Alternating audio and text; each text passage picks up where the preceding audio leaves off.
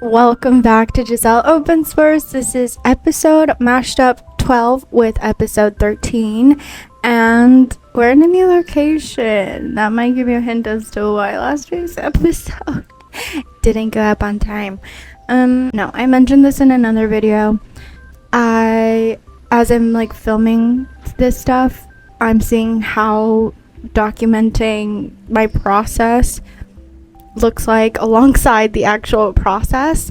And I have to balance quality and content, and not just like the social media content, but like the contents of my videos. I don't want to just post to post. And first and foremost, this is for me, and so I want to make sure that what I'm documenting is also true to the moment. Week 12, that was the end of the year. Let's see, I wrote down like everything that I remembered from each month of the year with a little rundown of what I learned. And I wanted that to be episode 12, was just like a rundown and then just a conversation around, what is it called? Around the New Year's resolutions. Just, with the 130-day challenge, it felt like I had already started the resolutions, and I think that could help with the mentality around like it has to be around New Year's. Like, you can really change your life at any point that you decide. It is just up to you to decide to commit to it. It's better to show up consistently than irregularly. So let's see. My goodness. Week 12. Oh no, this is episode 13 mashed up with 14, where I'm ahead. I'm further along than I thought. So episode 13, end of year episode, year in review. Each month had a general theme. Now January is when I privately launched Letters from Giselle. So I just made the store public. I told my friends about it. I had a site up, but I hadn't done any marketing for it. At the time, I was also working with another startup, which is so crazy that a year ago I was with a different company, and my experience with them was great. I enjoyed my time. I just was a very different person at the time, and now looking back at a year, wow. One, I'm so grateful that I came across that opportunity. I mean, just to work at a startup alone in Utah, and the startup that I was working at, I loved their product. I fully believed in it, and I fully see the vision. And so I was working with them. Oh, I had grounding issues. So this is for the month of January. I scribbled this down on the plane with my iPad, eliminating the screen. The iPad screen, eliminating my paper, because I wanted it to be written. But, writing requires light. I'm going to have to get one of those little kerosene lamps. Yeah, I'm going to eat this grape at some point. I saw the grapes and I just thought about it, and they were huge. And I told my cousin, I was like, those are huge. And she's like, really? Yes. And then these are the grapes in Peru. I'm in Peru. I was talking to, should I name drop? I always debate on this. I'm not going to name drop one of my really close dear friends. And the benefit here is, if you are that person, you know who you are. I was talking to her about my trip here. And she was like, oh my gosh, you're going to be living your independent dreams. She was like, living alone in Peru. And I thought, that sounds so close to Peru. My life in Peru. And they have giant grapes in Peru too. So again, full circle, the point of grounding issues.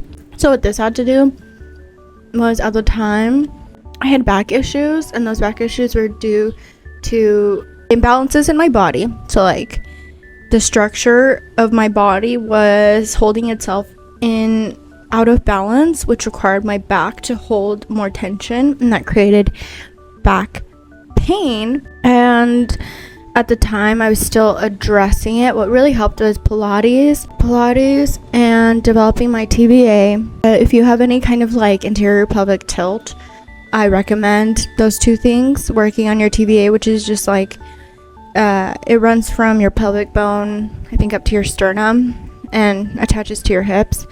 And all you have to do is, what helps me to just really, the issue was retraining my body to engage in a different way, where I was used to overly engaging my back to compensate for the lack of TVA engagement. And so I just worked on like connecting my mind to that part of my body, so that way I could feel what it feels like to have it engaged and to just like have that muscle memory of moving it. And all you have to do for that is just to engage it. You're not using your abs. You touch your hip bone and you'll feel when you're laying down that it's like soft, and then when you start engaging it, you'll feel it harden, and that's your TVA. So at the time I had grounding issues, as that being one of them was my back issues, as well as food. And this has been a lifelong thing, have had a tumultuous relationship with food, and I think that's just one of the lessons I came to learn here. Me and my mind were in sync. The grape almost took my life on camera. Me and my mind were in sync.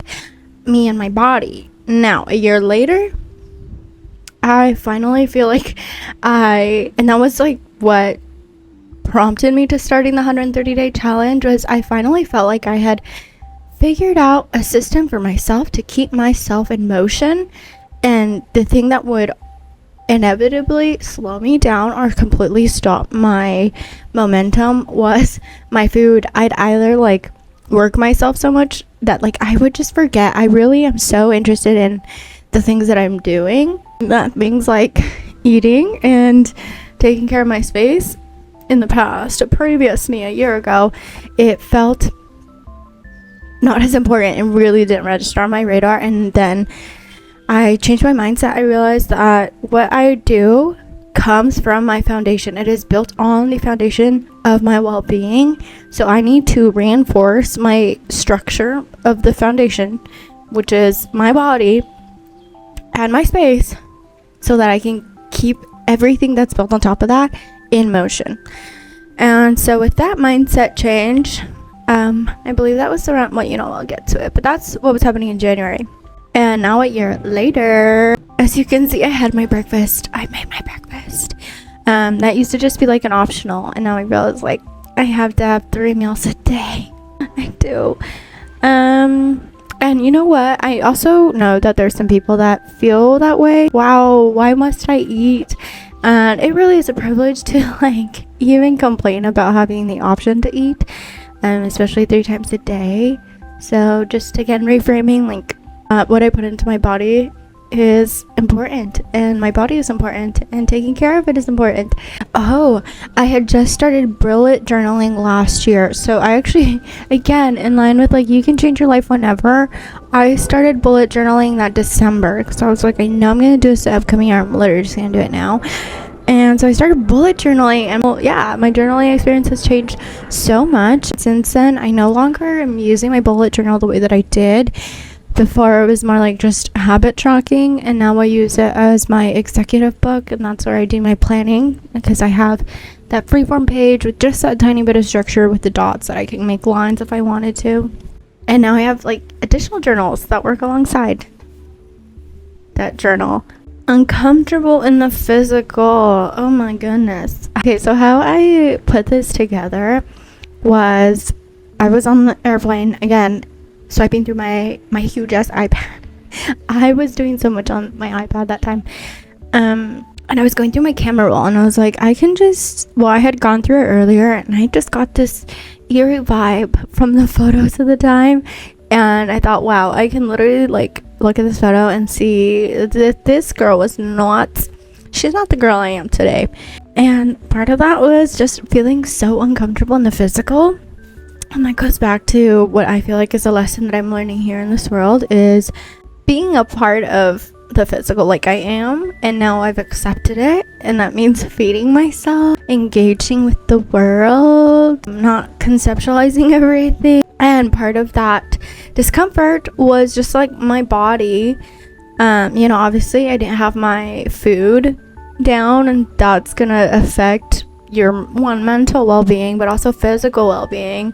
And then the clothes that I had at the time, it just felt like such an in-between period. I had long story short, I lost like 2 loads of my clothes, and because of that, those are literally like, you know, when you use your favorite clothes first, so then when you wash them in the laundry, it's like, oh, it all goes in one load. It was all my favorite clothes. And so I've always had a capsule wardrobe. That's always been my mentality. So if I'm gonna buy something, I'm gonna have it forever. And there went my capsule wardrobe. And so I had to restart, and it was during that time that I was still like figuring out what is my wardrobe gonna look like now. And it isn't comfortable, 1, when your body's changing a lot, and then 2, when your personality and identity is also changing, and to have like the outside world not reflect that. And last was my skin. I think that's pretty explanatory. Acne, I've had the mindset that I would like to treat my acne naturally, and not to say that like medicated face washes are bad or anything. I still use one, but I only use one. I don't want to fix a symptom. I'd rather get the root of the issue, and which I found is foods that are inflammatory affect my beautiful face. And that's part of last year was as I was figuring out my food, and I started a whole foods diet, so just 80% whole foods, 20% processed. It's more about building the habit and recognizing like, this is a processed food, this isn't gonna make me feel as great. And same with sugars. I don't like to have added sugars. I only eat sugars from fruits or honey, and even then I only use honey in like my acai bowls. So that was January. What a time. Definitely not the girl you see today. February, I went to El Salvador. I hadn't realized I had gone twice in the same year. The time between, and also I felt so different the second time I went. I visited my family. It was a great time. I also I had finished Letters from Giselle in December. I privately launched in January, and then I publicly launched in, I believe it was March. February was the beginning of when I was developing the brand. So at that point I had already had the product done.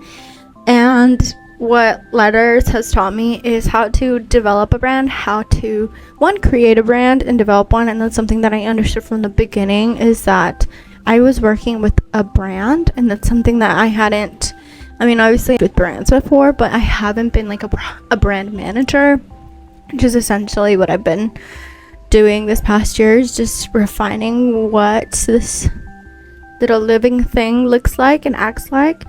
And also alongside that, developing my personal brand. And I think that was just like developing myself, and how that reflected on my expression, and then how that reflects online.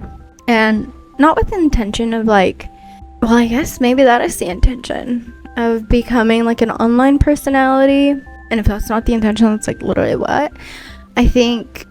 My interest there was, I guess, more accuracy and honesty in my documentation, that I wanted, again, what I created to reflect what I felt. And that's where we've gotten now. Okay, the sun is coming. April was beginning of design flow. Oh yes. So when I started Letters, this is also the first time that I've like consistently output artistically. I knew that from the beginning that was going to be a practice of its own to be able to execute on demand artistically, and April was the beginning of that. So by April, I got into the flow of like, what did I experience this month? What would I like to share this month? And what does it look like to have an accompanying piece, like either prose or poetry? And then it was also the beginning of my, I don't know what that says, but it was the beginning of my ego problems. And I think that was already like building up, especially with the physical, feeling uncomfortable in my body and in the physical world. I then had to, obviously rearrange the foundation of how I interface with the physical world, which is your ego. So that was the beginning, was in April. And in May was a continuation of April. It was the beginning of the end. It was also spring, so something new came about. And then June was my first time daily posting with Letters. as that was a change in my marketing strategy. Before then, with the brand development, was just figuring out like how to capture the product considering it's paper, and debating, should I be in the sun or not? I don't think I want to be in the sun. I'm gonna scoochy my boochie. It was the first time daily posting, and that in itself is a skill. And especially to do that for a brand, you want to be able to post every day something that is in line with what you're developing. So that's what I was refining, was what does it look like for this brand to be living every day in front of my audience? What audience also, because I'm starting this from scratch. And it was also my first brand event, so it felt like a really big moment in terms of getting the product in front of huge audiences and how those audiences interact and what their interest was in stationery. And to have my first brand event be one centered around civic action felt very in line with myself and my brand. And it wasn't something that I had considered, but it was an opportunity that came up for me, so obviously I took it because I was interested. And that was also the first time that I realized I could sell my designs. I'm not just selling paper, but I'm also selling the art. And if someone wants to commission me, it's very possible I can make them a design. And I also completed a bucket list with my brothers. I added that one because the summers we spend more time together, because obviously they're out of school, and we do a whole bunch of bucket list items. And already with the responsibilities I have on my plate, I do it because I obviously want to spend time with them, and especially as they're kids, this is time that's never gonna come back. And so I wanted to highlight that. I finished a whole bucket list with my brothers that we put together. And July is when I learned about heart work. You did not mishear me. It's not hard work. Well, it's heart work. I had tapped into my heart. I really don't know how to explain that in the frame that I've got going on here. I guess that has to do with like somatic work, and that somatic work can also extend to your heart. And from that, I learned that your heart is where your intention is stored. Intention is the first thing to creation, is to have intention, and then that intention manifests as action. But the intention begins in your heart. If it's honest, if it's true to you, you will feel it in your heart. And that was July. That really changed the trajectory of my, I don't even know what to call it, of my heart set. I don't know. I was just thinking more, not just in mind and like intellectually, but keeping my heart in the conversation. How does this feel to me, as along with what do I think about it? I wonder if you can see the paragliders. I won the Get Funded competition. That was the money that I used for the ad campaign that I had mentioned, which has come to completion, and that was why I was unable to make the video this week, because I got so busy. I also started skating online. I wish I knew like what day I started skating, but that was last year. I've only been skating last 6, well, obviously I'd skated before, but like the way that I'm skating now, only about 6 months.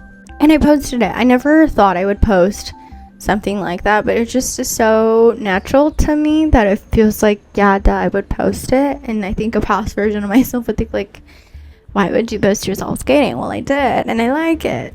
July is when I finally felt like I was physically calibrating. So from that period of May to July, it's my awkward face.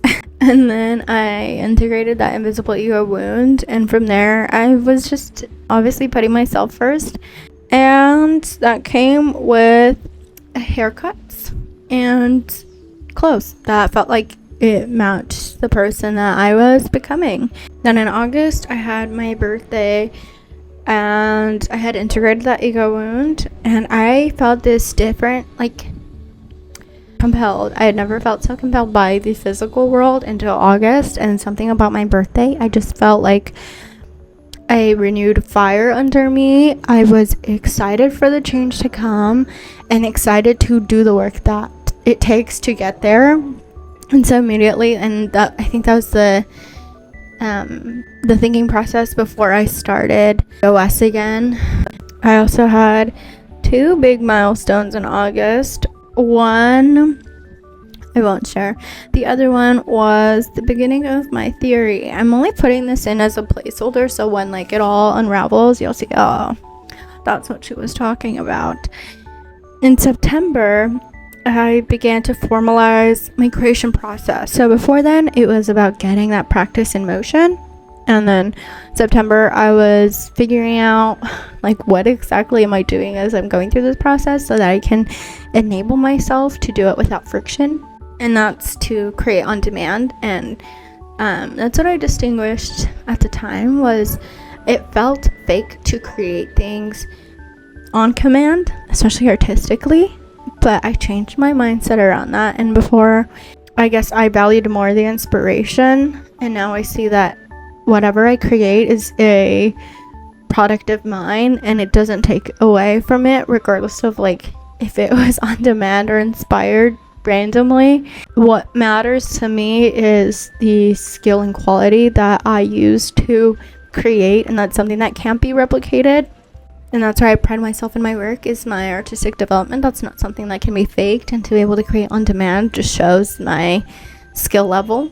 And at this time is when I started to realize, like, oh my gosh, I'm a systems person. Like, that's what's happening here. That's why I'm not able to pinpoint it, because it's not what it is, it's how it happens. And again, with formalizing my creation process, formalizing my personal life.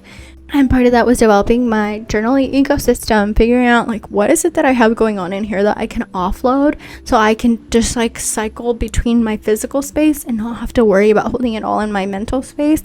Oh, it was also my first influencer event, and that was when I started posting consistently on social media. So unexpected and so grateful to like have even been able to join that opportunity. To me, I learned a lot. I always learn. I always have some kind of insights from that event. I was honestly inspired by like how quick everyone was to post, their turnaround time, their different styles, the way that they branded themselves. So I took a lot of inspiration from the people that I met at that event. And yes, it was the beginning of my consistent online presence. Until last week's episode, I had been online for 2 months on this channel, and then before then, I was posting daily on Letters, and I was also posting consistently on my personal. And I would like to get to that point again. But as I've been going on with this challenge, a lot has been happening in the physical, and that's again where I have to reevaluate what does documenting my process look like as I'm in the midst of the process, especially as it's scaling. It is kind of scary to hold so much responsibility, but at the same time, I'm very lucky that it's through technology, so I don't have to do that much physical work. But just knowing that, like, whoa, I'm responsible for these things. And then in October, I was starting to feel good in my body at that point, and skating helped a lot with this. Was realizing that like what helps me get active is having fun. I like going to the gym is overstimulating for me, and also like on the uncertainty of like getting there, not knowing if the equipment you need is going to be available, as well as parking, how full it's going to be, how loud it is. And I realized I enjoy skating a lot more, and that's something I can do every day. And it also helped with my back as well, because the posture you have to hold is conducive to a proper back posture. So I started to feel good, getting a handle on my systems, my physical world, my physical presence. And oh yes, that was my first conceptual campaign. That was Resiliencia es mi herencia. I don't think I was filming GOS at the time. Although I did document it, I just didn't end up posting content I made about the actual campaign process itself. But from that, I made a brand, a shirt, a story, and a visual campaign, and I put it together with the help of 2 friends. And my turnaround time was quick. I think it was like maybe 3 to 4 weeks that it took me to get it all together. And I was really happy with the turnout, the way that everything flowed together. It wasn't just a photo set, it was a complete story. And in October is when I came to the realization that the process is the creation. It's not, and probably, I don't know if this is for every artist, my art is very conceptual.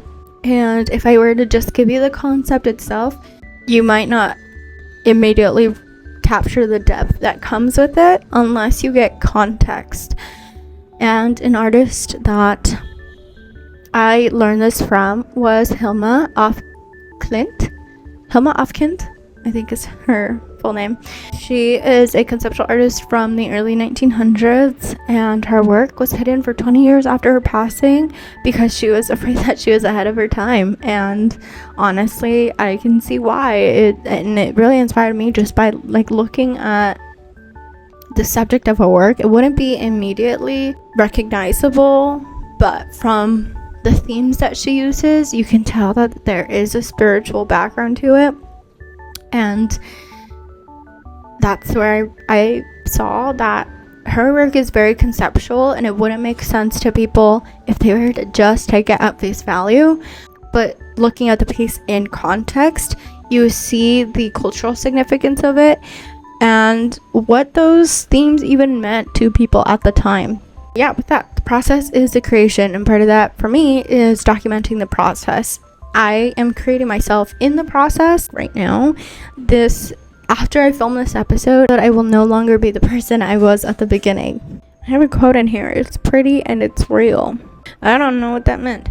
I started rollerblading in October, and then in November, the great lock-in began. I locked into the real world. This was the beginning of that. And I finally had my systems and my mind locked in. So from here, it's just been literally just executing and managing my responsibilities. And December were the seeds for 2026, which was the ad campaign that I had mentioned probably 2 episodes ago. She's donezo. I learned so much from it. One, like running ads. I think I could make a whole video on how I did that, especially if you're a brand that's beginning that or interested in that. And also, like, not just the ads themselves, but the process, what you're learning from the customer behavior. My thought is I would like to include it in the final recap. There might be two or 3 more episodes, but we're nearing the end of the great lock-in of the 130 days. I would like to do a recap, and I was thinking just like making it a longer video and going in depth on what happened, what were the outcomes of putting my mind to the test for 130 days. And part of that would be the ad campaign. So let's hope I do that then. Actually, let's not hope. It will happen then. So that is episode 13 covered. Now for episode 14 this week. Golly, what do we have to cover now? What have I been learning? I guess, just the weight of responsibility. I've really had to like consider how I'm holding these responsibilities, because it's only gonna get bigger from here. And I don't even know how to put this. With this stationery, there's so many little details, and I have to decide between how much flexibility do I want in these details and how much do I want to formalize it to streamline it. And when it comes to stationery, it is very creative and conceptual, and to make it so concrete feels unlike what I've been doing. But I do think that is the direction that I'm going in, is now that I've validated the product, the tiers, I am moving in the direction of scaling. It goes back again to the foundation. What you're building on has to be strong so that you can keep going up. I guess it's just like operational stuff for the stationery. I've been writing the addresses by hand beforehand, and I think that's lovely to have a personal touch, from the artist. I realized everything that I produce for the stationery is printed. It has to be something that can scale beyond what manual labor can do. But the only touch that is handwritten, because my voice is unique in my writing as well as in my visual language, yet my handwriting isn't present there. And I did like the touch of that personal, look. One, I'm writing your name in a way that you've never seen. Two, you're seeing my handwriting. You're so involved in my art, and now you get to see a very personal, literal personal aspect of myself. But that is not sustainable for the scale that I am working towards. And I'm lucky that I had a lot prepared beforehand, that like I already had the intention of moving in this direction, so I already had set myself for success. But then that was one of the details that I hadn't covered, and again, just like reevaluating what does it look like for me to be producing at scale and what needs to be done for that. And that's getting the addresses printed, and also formalizing the production process so that it's faster. The time between packing each order is faster. And I did figure out a way to like not even have to count the paper myself, so that's nice. But obviously, like, those things you don't learn until you do them, and you just like are testing out what works best for you. And that's how I found out, was just through packing the orders myself and realizing like, okay, so once I bring someone on, what am I gonna have to teach them? Because obviously, like, I could tell them, sure, pack the order, but it's not going to be the most efficient, and there are better ways to do it. So I want to set us all up for success.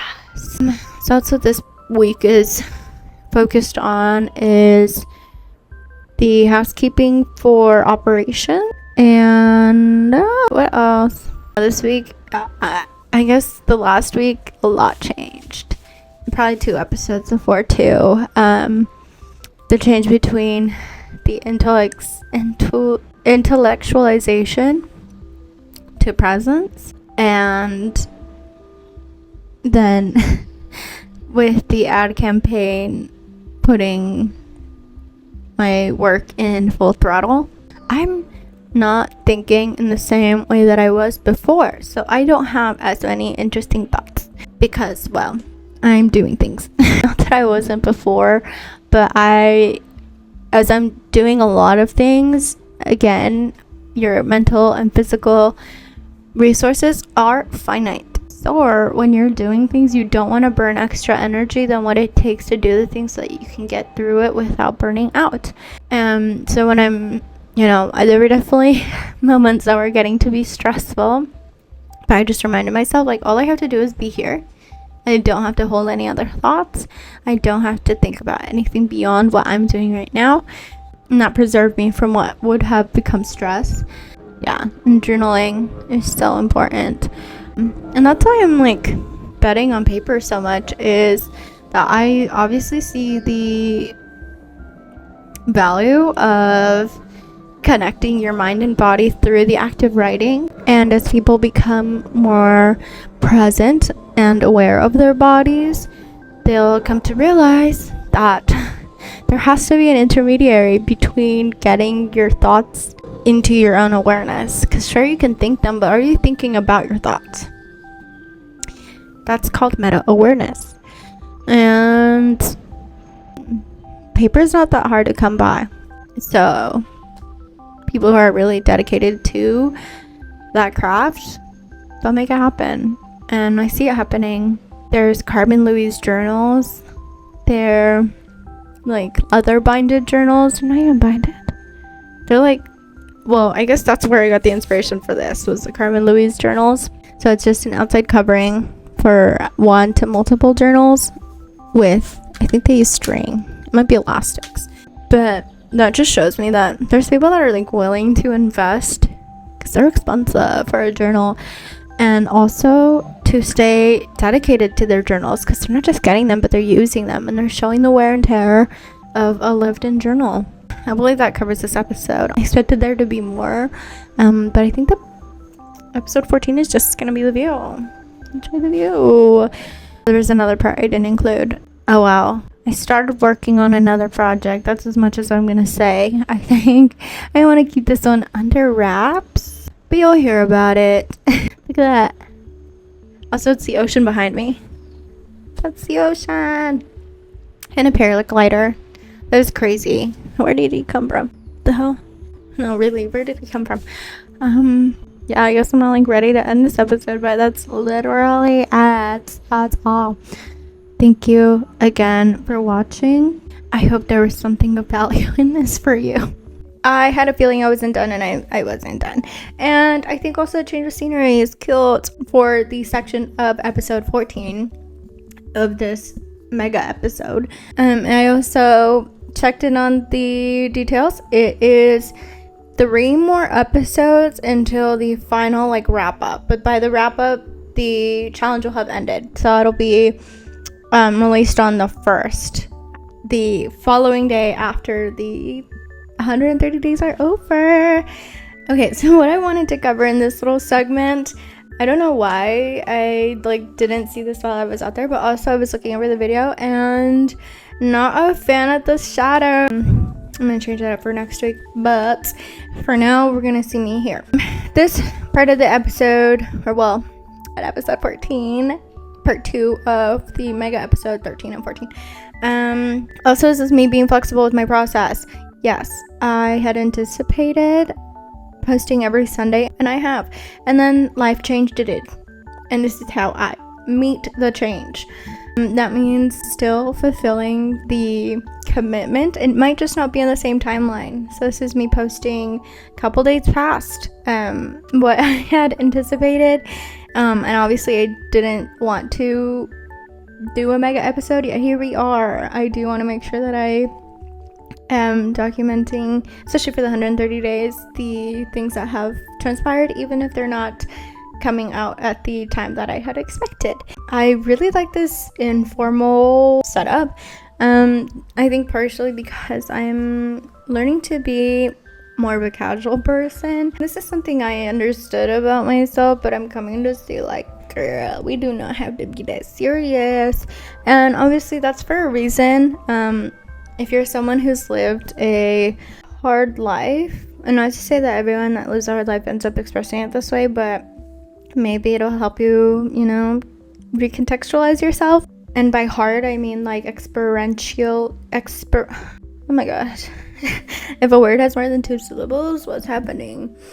If by hard, I mean experientially dense life experiences that require a lot of capacity that can be overwhelming. I also want to say, for anyone that resonates with this, those dense experiences, while they may not have felt good at the moment, also create your capacity to hold a lot at once, and that can manifest as depth, someone that understands the seriousness and fragility of life. But that doesn't mean that you have to be serious or holding that depth and dense reality all the time. And because that's how I saw it, I take people seriously. I take my word very seriously. And as I've been transitioning more into like being casual, like chill, literally that's it. And this is in part like what I said about soft focus. I think this is related to that. As I'm softening my attention to the things outside of me that I honestly don't feel like are that high on my priority list, I'm also doing the same with how I hold things. I'm learning to just like lighten up. Yeah, this is new to me. So yeah, I love the setup because it feels like it's me doing that, just like not taking it so seriously and letting myself be willy-nilly, learning to be casual, see what happens. I think this is part of it, just letting myself film, and hey, we're gonna have fun. Full transparency, I have these interests, but I'm not quite sure what to name them or what they are. I just know that it is somatic. I'm interested in how our awareness interfaces with our body. So there's a physical aspect of it, but it's bridging the mental with the physical. And the reason why I'm interested in this is because I see the effect that it has on not only individuals but also our society to not have this understanding, and that's how I came to it, was seeing the gap between what have I integrated and what is keeping people stuck. And so I don't really have a word for this topic, and I've kind of just held back on sharing until the episode and until the last episode, because, well, that one I really had been operating in this space of being aware. I guess it also includes emotions, of my emotional well-being, physical well-being, and like being physically present. And so it felt relevant to have that episode be around the topic. I'm not quite sure what to call it or where this is positioning me in the online sphere. I do see people talking about it, but I think my perspective is more from the systems end, and I see that when I rewatch my videos. The way that I frame it is a lot more straightforward, I guess, from a place of clarity. I also like this format of filming. It's so much more laid back from not that my usual setup takes that much time, but this is informal, flexible. With bringing in that clarity, I am taking out the sentimentality of it. That's what I'm not having here. And when I watch back the video, sometimes I think, like, is that alienating to people? But I think also, if you're resonating with what I'm speaking about and from the perspective I speak from, you probably are also not that sentimental. Not to say that being sentimental is bad or anything. I just naturally don't operate from that place. I, again, see with a practical and clear lens. For me, emotions are the layer on top of it, not the basis of it.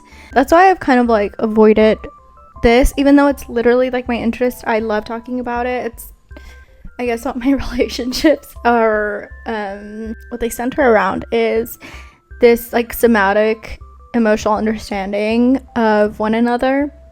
Is that the phrase? Also, I've learned that about myself, especially after the Resiliencia es mi herencia campaign. I'm definitely first genning out here with English. I've never had a hard time with language, but then I'm saying things that like sound close, like one another, just based on, oh, I've heard this phrase, but I haven't seen it written. But I love that about myself. I will never forget that I'm first gen. I am, and it is so part of my perspective. So in line with just swapic, you know what, let's come up with a name. Something about the mind and body integrated mental somatics. Okay, first one is seeing is feeling. This is something I see even in pop culture, that we do not include our vision as one of our five senses. If you want to talk about being grounded and present with your five senses, that includes your vision. Seeing is feeling. What you see, you have got to honor, because if you are seeing certain behavior but then dismissing your own perception and cognition of it, you're betraying your own sense. Seeing is feeling. You cannot feel me if you do not see me. And that's how I came to it, is that I am someone that has to be seen in order to be felt. And in order to see me, you have to understand me. You have to have a certain clarity about yourself to understand my own clarity. And as someone that doesn't share that with very many people, I then came to recognize a lot of people are not seeing. And where I saw this in pop culture was in a couple of SZA's songs. What even did she say? One song, Let's Be Potatoes and Grow Eyes. I thought that was a really interesting, I don't know exactly what she was trying to say by that, but I think it's interesting to consider an individual as a potato, like a physical thing that is just matter. It doesn't exactly have senses, but then to grow eyes, for the eyes to come after the being. There's another song of hers that had something about seeing. She feels, but she doesn't want to see. And I think that, you know what, I wish I could find the song. But that was an example of like where I came to realize, like, oh, there's people that, because for me, really seeing was like the first That's ironic because my vision isn't even that good. That was like the sense that I've been primarily operating from, as the rest of my senses I've like numbed away until I reconnected with my body. And now we're back. We're so back. Yeah, what I'm covering is like my little notes from the past week. So seeing is feeling. Second one is prioritize your peace. I think that sounds so I think for me, like, peace is number one priority. I'm gonna protect my peace and I will prioritize it. I think why I wrote it down, I actually don't know. It honestly sounds so simple. I don't even know what else to say. That's a reminder. If you're not at peace, that just means you need to prioritize it. If it does not bring you peace, if it does not protect your peace, if it does not honor your peace, bye. And this is with the new year in mind. Evolution, not revolution. And I think especially with where we're at right now on a certain continent and what's happening, a lot of people are calling for revolution. Understandable. But is that really what we want? Do we want to start anew, or do we want to evolve? The same thing in a different place. Something to keep in mind, even personally, with the new year. Are you wanting to be a new person, or do you want to become a new version of the person that you've been? Okay, I'm seeing these paragliders. Where are they coming from, and how are they getting so high? Oh my god, they're like almost on the building. Okay. Also, with the episode of presence over intellectualization, I've noticed that I like physically am more cautious. And like even with these paragliders, that's something that before I'd be like, oh my gosh, like I would just see it, and now I'm like, life is so fragile, be careful. Another one. A personality creates your present reality. Sometimes I feel like I don't have a personality, and I don't think that's the case. I think what people consider personality, there is like you probably have a certain type of person that comes to mind. Someone that's like super talkative, super outgoing, like very bubbly, like loud. And that's something I came to peace with, especially with peace being like my number one value. Is it really though? Coming in from last episode, you know what, at this point I've given up on structure. This one's gonna be a fun one. This last year I focused a lot on, well, I guess these are the like values of the year, were integrity. And I like, these are things we've all heard before, but until you have an embodied experience and process of developing these traits, they will just be concepts. So first one's integrity, and that came with the reinforcement of my foundation. That is integrity. Integrity is a coherence in your structure. How strong is your structure? If anything is out of alignment or out of balance, you lose integrity. That's what makes things crumble, is that they don't have integrity. When you are acting one way in one situation, a different way in another, that's not going to line up. That's where like issues with friendships come in, where you let things slide in certain relationships, and it then bleeds into your personal life. The relationship that you have with yourself, that's where the integrity begins, and then it is what helps you create high quality relationships, because you know what a high quality relationship is with yourself. I focused on integrity. Character, I think character might have been last year, but I guess that's been like the personal development in terms of brand, like what's the embodiment of the values that I prioritize, and that's your character, the way that you show up, what qualities you bring with you. And let's see, integrity, character, heart work, being heart-led. I don't know if there's a word for that. Just mind, heart, coherence, which is a thing. Like, it's literally your electromagnetic field, how well your heart and brain, how well they sync together. I know there's more than integrity. Harmony, oh my gosh, harmony was a big one. That was like the last half of the year. Harmony, first I just came to understand, it's like, I know what that feels like, and then I started to find the ways that it lived its way out in my life, and the way that I enabled harmony at the expense of myself, that was not real harmony. Like I said, there's no fight for peace. You cannot fight for peace. Okay, back to personality creates your present reality. Not to say that I don't have a personality. Again, I think this is where I'm someone that is like, I live in the structure. It's not about what I do, it's how I do it, and that's my personality. Even like what I said before, speaking with clarity, that's something like, that's the absence of, I don't even know what to call it. The absence, all I can think of is static. The absence of static. My vision, my expression, I have like developed concepts, and what I've been practicing now is like expressing that in a way that feels true to what I have in mind.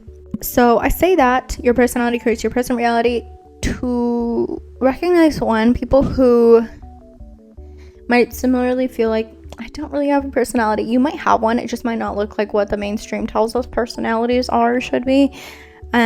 Being someone, also this is the part that I'm coming to peace with, is how much I prefer peace and quiet. Before, I thought like, I just like to have a lot of alone time, and I think it's that I enjoy quality time, and I get that with myself. I love y'all, don't get me wrong, but some of y'all, I'd rather just sit and observe with all the love in my heart, and I genuinely don't feel like speaking unless it's something of value. And not to say that you only have to speak when it's of value, but I just genuinely don't feel like speaking, period.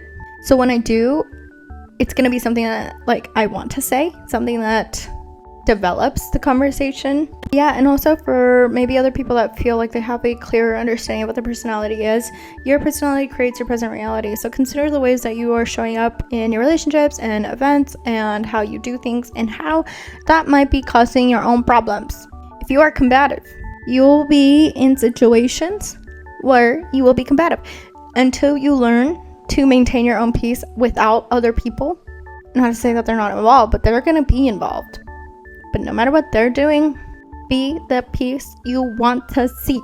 Next one is reconditioning your body to your mind.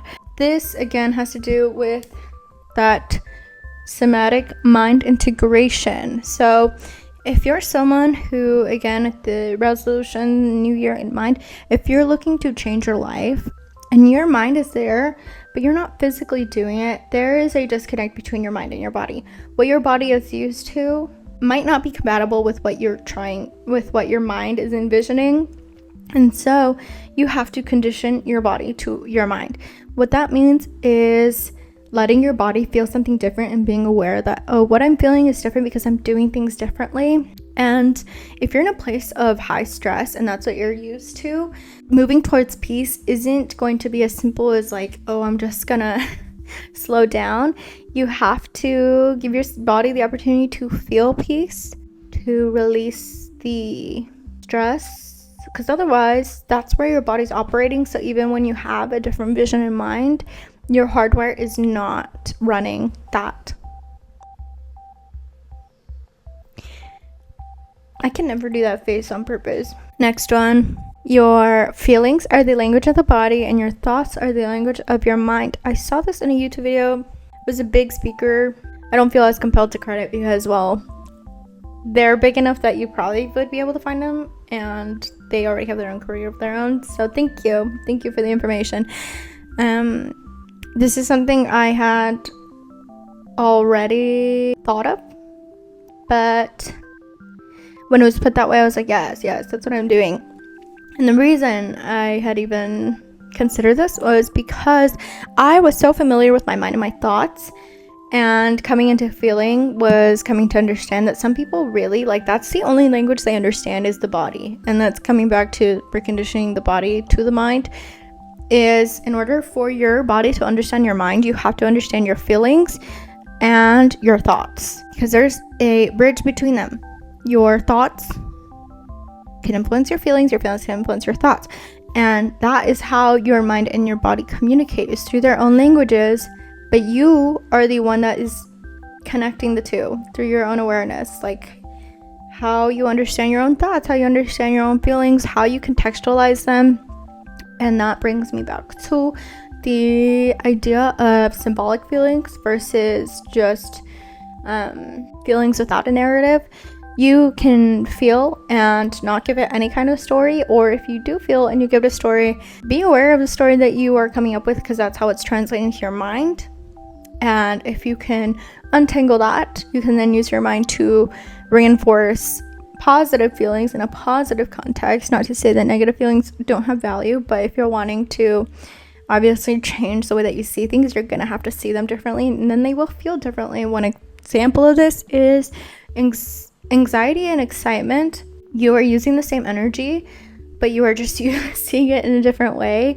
So if you're feeling anxious and your heart's racing, you're activating, sure, you could think, what about this is making me anxious? Or you could see the situation for what it is. This is an opportunity. This is something new. This is bringing me into a new awareness, new perspective. Obviously, if it's bringing up anxiety, there is something about it that's uncertain, but that uncertainty is also the opportunity.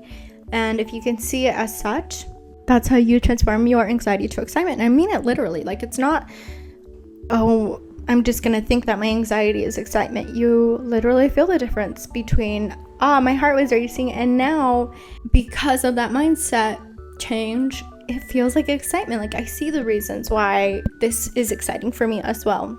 Yeah, okay. That concludes episode 14. This was fun. I do enjoy this aspect of my frameworking stuff. You know, it's not so much business, not that I don't like it. This just feels a lot more natural to me. This is honestly what leads my work, and then it just bleeds into business and personal. Thank you for watching For Realsies now. Goodbye. Have a great rest of your week, and I'll see you soon.